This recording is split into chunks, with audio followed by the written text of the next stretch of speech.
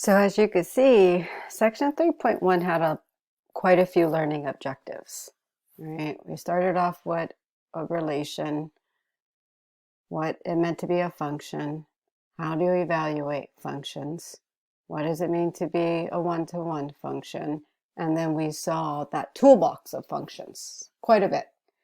So now there is another concept here, is this expression f evaluated at x plus h minus f of x all over h. This is a mathematical phrase, which is an expression, right, where h cannot be zero, is called the difference quotient.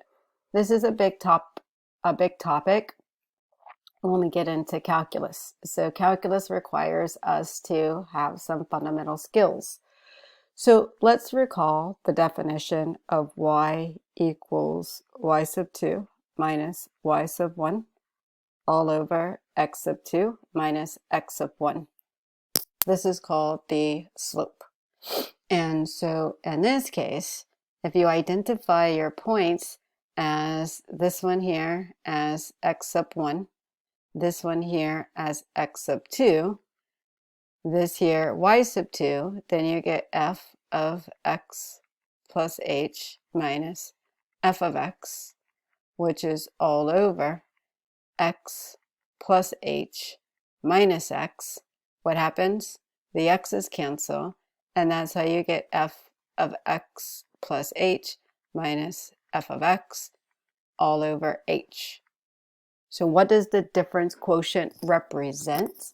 It represents the slope of a secant line on a curve. And that's what we're practicing. And so when you're asked to find the difference quotient, well, that's going to differ between what type of parent function that we're given. So if you are given, let's say, f of x equals x squared, and you're asked to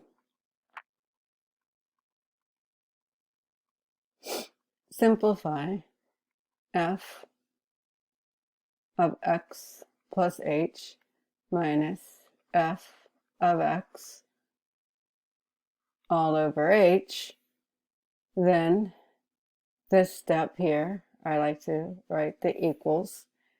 So now, wherever you see an x plus h, you're going to have to replace the x plus h here, and that is just saying that x plus h quantity squared minus, well, f of x is x squared, which is all over h. And therefore, here you have to simplify, and we should know that you cannot distribute the exponent, so that's going to be x squared plus a 2xh plus an h squared minus an x squared all over an h. The x squareds cancel, so you're going to get a 2xh plus h squared all over h. And one algebraic violation, common rookie mistake, is you can't cancel over addition or subtraction. It is an algebraic violation. So it is a little taxing, but the proper way is factoring out an h to get a 2x plus h all over h. And the h's are going to reduce out. So therefore, this simplifies to 2x plus h. And let's get into the habit of showing our steps in detailed motion format, I should say. And your textbook offers a couple of examples. So I would recommend that you practice. They change. So let me see if I could open up your textbook real quick. A lot of tabs open here. So, problems 27 all the way through 33 are talking about evaluating your functions and simplifying this difference quotient. And then for these, right, I'm not sure if we took a look at that video for that, but These are good questions as well.